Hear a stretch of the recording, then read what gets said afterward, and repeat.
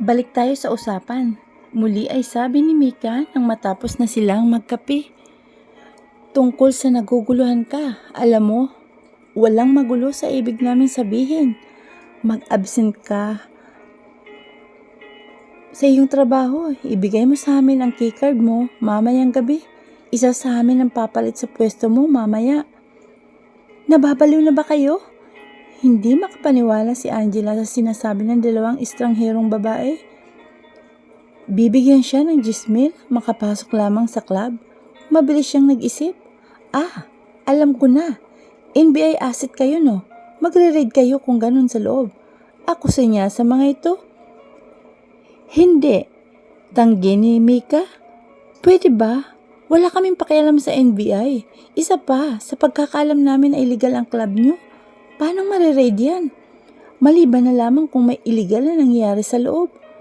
Hindi itinago ni Mika sa tinig ang pagdududa. Siyempre walang ganun na nangyayari. Mabilis na tanggi ni Angela sa dalawang babae. Kung ganun, anong desisyon mo? Ayaw namin na maraming chichibureche ha. Ang kaklasiko, kung ayaw mo, sabihin mo na, sayang ang oras. Wika ni Mika sa babae. Sige, tatanggapin ko. Walang alinlangan na sabi sa kanila ni Angela. Ano ba kasing dahilan nyo kung bakit gusto nyong pasukin ang club namin? Wala lang, adventure. Wow, adventure? Hindi makapaniwalang sabi niya sa mga ito. Oo, adventure. Ulit naman ni Mika. Ibang klase rin talaga ang trip niyong mayayaman ano. Naiiling na wika niya. Oo, trip nga namin ang club niyo. Nakakaintriga na pasukin eh. Excited pa na wika ni Mika. Hindi lubos na makapaniwala si Angela na may mga taong katulad ng kaharap niya ngayon. Magbabayad ng 10,000 para sa trip samantalang siya ay pumapasok sa club dahil sa obligasyon sa pamilya. Pero baka malaman ng management na hindi ako ang papasok mamayang gabi sa stage ko ha. May solusyon na kami dyan. Magsusuot kami ng mask. Mask? Ulit nito.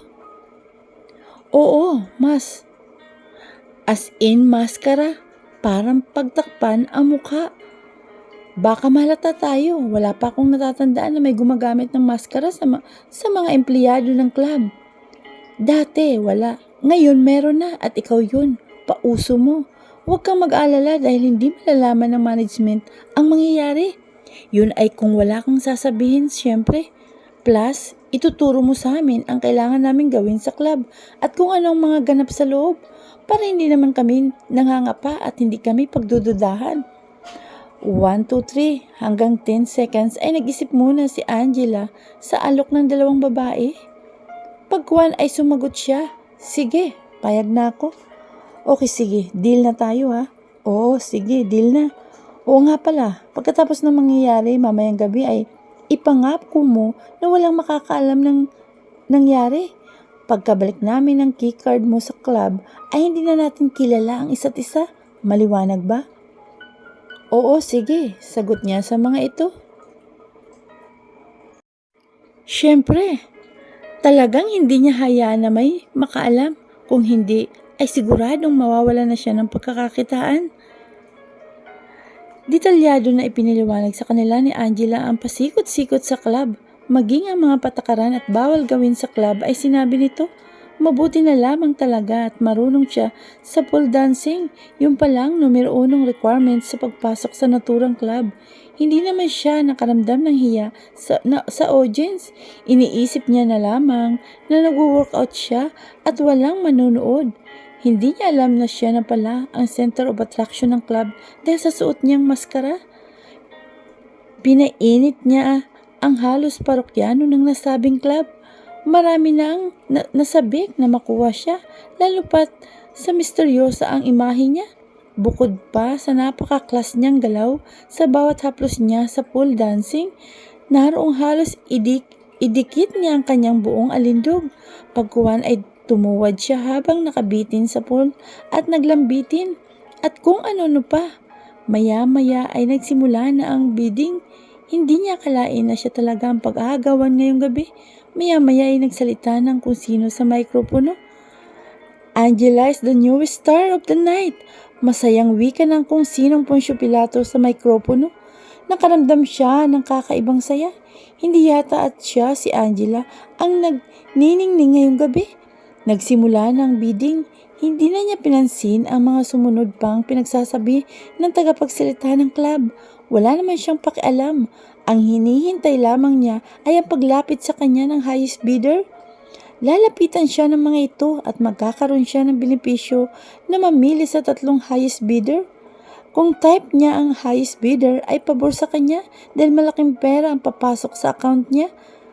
At swerte ni Angela dahil siyang makikinabang sa tatanggapin niyang pera. Kung sakaling hindi niya magustuhan ang tabas na mukha ng highest bidder ay pwede siyang mamili pa sa pangalawa at pangatlong bidder. Exciting pala talaga ang club na pinasok niya. Hindi niya may paliwanag pero napakasaya ng pakiramdam niya ngayon. Pinag-aagawan ba naman siya? Kaya naman napapangiti siya. Habang sumasayaw, at least bago ang mangyayaring delubyo sa buhay niya, simula sa araw ng kasal niya, ay may babaunin siyang masayang sandali ng kanyang buhay. Literal na baon ang may dadala niya. O baon ang madadala niya dahil siguradong magkakaroon siya ng pinakamamahal na anak. Sigurado yun dahil si Angela mismo ang magkumpirma na walang pangit na members sa club. Puro gwapo raw.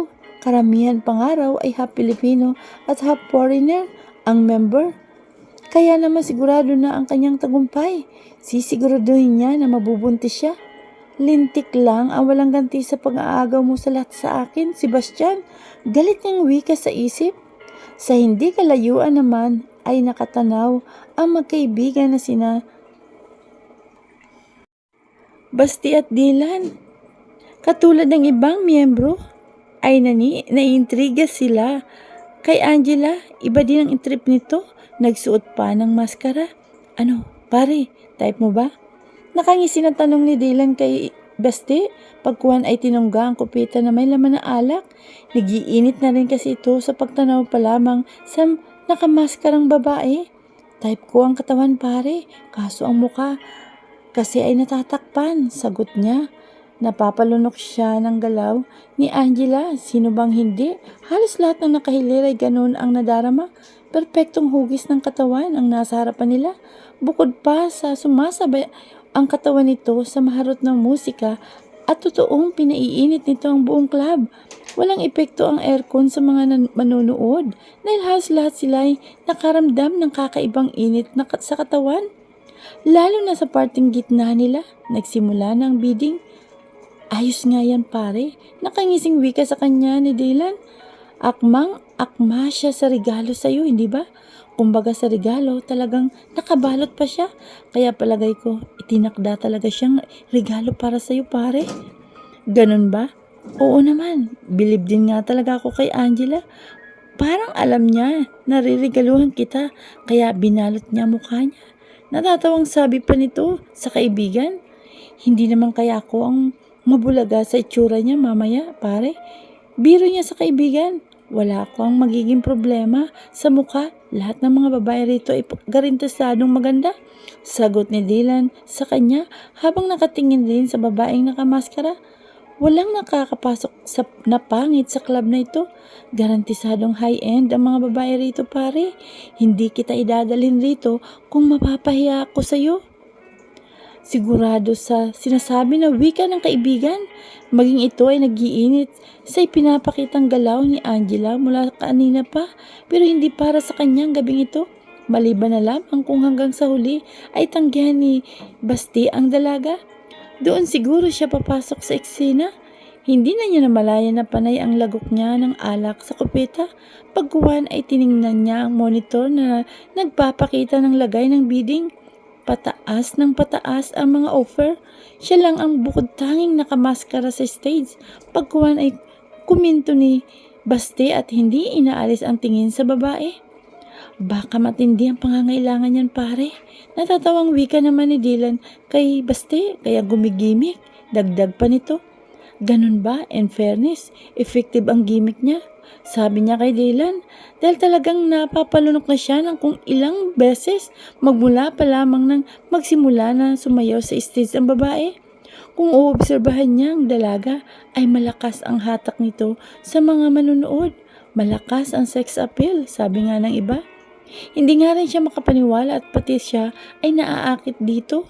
Gayong napakarami na niyang nakitang babae na walang saplot sa katawan.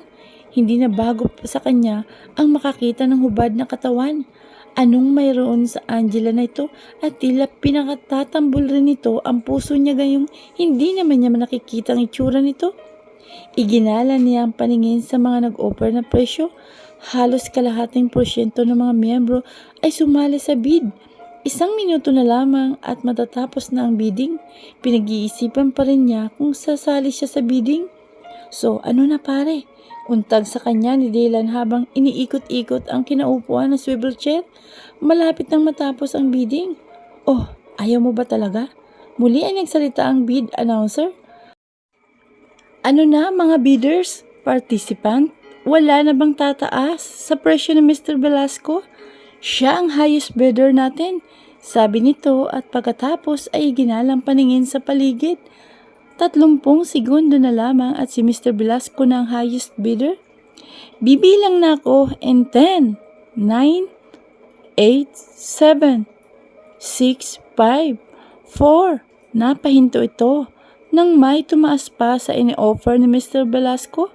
So, may biglang humabol. Wika nito habang ang mga mata ay nakatutok sa screen. Tuloy-tuloy ang galaw ng mga numero. Nagsitaasan pa hanggang naging pangatlo lamang si Mr. Velasco sa pinakamataas. Wow! Hindi makapaniwalang wika ng announcer. Nangunguna na po si Mr. De Garcia. Pangalawa si Mr. Simaro. At nasa ikatlong pwesto naman si Mr. Velasco. So, wala na po bang hahabol? Tanong nito sa lahat, kung wala na po ay bibilang na po ako ulit ng 5, 4, 3. Huminto ang announcer dahil muling gumalaw ang numero sa screen. Halos ang lahat ay sa screen muli nakatutok. At sa huli ay hindi umalis sa pwesto ang tatlong nangunguna kanina. Well. Matindi po ang ating labanan. Ngayong gabi, dear members, nanatili pa rin sa itaas ang ating unang tatlong highest bidders. Kaibahan nga lamang ngayon ay nagpalit po ang pwesto ni Mr. Simaro at Mr. De Garcia, habang nananatili naman sa ikatlong pwesto si Mr. Velasco. Sa huling 3 segundo po ay muli akong bibilang. Kung may gusto pa po na humabol sa ating top 3, muli 3, 2, 1. Nagring na ang bell. Hudyat ito na tapos na ang bidding. Congratulations po sa ating highest bidders. Maaari na kayong lumapit kay Angela. Nagpalakpakan ng lahat. Oh, pare, good luck. Ito na ang susi. Wika ni Dylan sabay abot kay Basti ng susi ng kanyang unit. Itunulak na niyang kaibigan. Sana ikaw pa rin ang piliin ni Angela at kung ikaw nga ang mapili ay enjoy mo ang regalo ko sa iyo ha. Pahabol pa na wika niya sa kaibigan habang nakangisi ito. Bumaba na si Baste. Hindi niya alam kung bakit habang papalapit siya sa babae ay mas lalong bumibilis ang pintig ng puso niya. Kasalukuyan na ito ngayon na nakaupo sa isang upuan na sadyang ginawa para si Star of the Night. Mistula itong Rena ngayon. Kung kanina ay ang mga miyembro ng club ang nasa itaas, ngayon naman ay animo alipin sila ng nakamaskarang babae. Silang tatlong bidder na bagamat pare-parehong may mga itsura ay nakangiti ngayon sa dalaga na tila sumasamba sa karekta nito. Samantala ay nag-uumapaw ang kaligayahan sa puso ni Celestine. Sobrang saya ang pakiramdam niya dahil nagmukha siyang espesyal. Halos sambahin siya ng lahat dahil pinag-aagawan siya ng mga lalaki. Tawagin na siya ng iba na manyak dahil tuwang-tuwa siya sa binigyan siya ng atensyon ng mga lalaki. At wala siyang pakialam. Sa matagal na panahon ay nagmistula siyang basahan na dinaan-daanan lamang dahil magmula nang dumating si Sebastian sa buhay nila ay wala nang pakialam sa kanya ang kanyang papa. Pagkatapos ay maaalala lamang kapag gagamitin sa pampunas sa dumi sa paa dahil pakiramdam niya ay isang dumi si Sebastian na ipupunas sa kanya 3 araw mula ngayon. Hindi niya namalayan na umagos na ang luha sa pisngi niya. Hindi siya dapat lumuha pero hindi niya mapigilan. Salamat na lamang at nakasuot siya ng maskara kaya walang makakakita ng pagluha niya. Iisipin siguro ng iba na masyado siyang madrama kapag nalaman nila na ganun ang pakiramdam niya. Pero ano nga bang magagawa niya kung yun ang mismong nararamdaman niya? Nabibigay naman sa kanya ng kanyang papa ang lahat ng luho niya ay palagi niyang nararamdaman na may kulang. Hinahanap-hanap niya ang dati na aruga nito na hindi na naibabalik pa sa kabila ng pag-alis ni Sebastian sa tahanan nila. Umalis man ito ng mansyon at lumayo ay hindi ito binitawan ng kanyang papa. Palagi pa rin itong paksa sa mansyon. Pinupuri dahil sa mga achievements nito habang siya ay kulilat. Kaya naman ngayon na halos nasa kanya na atensyon ng lahat ay wala naman sigurong masama kung i-enjoy niya. After all, 3 araw na lamang at ikakasal na siya sa walang kwentong Sebastian. Ikiniling niya ang ulo upang alisin sa isip ang mga hugot niya sa buhay. Papalapit na ang 3 prinsipyo ng buhay niya at OMG, pare-parehong gwapo at maskulado ang mga ito. Pare-pareho rin halos ang taas. Ngunit ang talagang kumuha ng atensyon niya ay ang nakasuot lamang ng simpleng polo shirt. Nang magtama ang kanilang mga mata ay lumakas ang kabog ng kanyang dibdib. Sa isang iglap ay pumasok sa alaala niya ang sinabi sa kanya ng isang classmates nila ni Mika na si Bettina na kasalukuyan ng mayroon sariling pamilya at masaya sa takbo ng buhay niya ngayon. 4 years ago, paano mo ba malalaman na siya nang dawan mo? Natatandaan niyang curious na tanong ni Mika sa classmates nila na si Bettina. Biglang kabog ang puso mo. Yun bang dinig mo ang pagtibok nito? Tapos kapag nagdidikit ang balat nyo, palaging may kuryente. Sos, totoo ba yan, Bettina? Singit niya sa hindi naniniwalang tinig. Sa pagkakalam ko, naramdaman ko na ang ganyan na pakiramdam na sinasabi mo eh. Madalas pa nga eh. Teka, kanino? Interesadong tanong nito. Parang biglang nabuhayan ng dugo na tanong nito. Hindi kanino? Ang tanong kung hindi saan. So, saan mo naramdaman nga? Di sa mga thesis natin, kapag hindi ko na ipapasa, hindi nga ba't nakakakaba yun? Ibig bang sabihin nun ay in love ako sa thesis ko dahil pinapakaba ko? Tanga ka talaga no, seryosong usapan natin tapos bigla kang nagjo-joke. Hindi ako nagjo-joke, totoo ang sinasabi ko. Giit niya. Pero balik tayo sa usapan. Yun mismo ang naramdaman ko kay Drake. Spark at mabilis na tibok ng puso nang unang kita ko sa kanya. Bakit ako? Hindi ko naramdaman kay Prince yang sinasabi mo na yan. Tanong naman muli ni Mika kay Bettina. Matagal na rin kasi nakasintahan nito si Prince. Alam ng lahat na classmate nila noon kung gaano niya kamahal si Prince. Ibig sabihin ay hindi siya ang para sa'yo. Diritsang wika ni Bettina kay Mika. Teka, anong hindi para sa akin? Siya na nga gusto kong makasama habang buhay. Mahal ko siya eh. Nakakasiguro ka ba na mahal ka talaga niya? Ay grabe, ayoko nang makinig sa inyo. Naiinis na wika ni Mika. Kay Bettina, tinakpan ni Mika ang magkabilang tainga. Hindi nito matanggap ang sinasabi ni Bettina. Ngunit makalipas lamang ang 3 araw ay napatunayan nito ang sinasabi ni Bettina.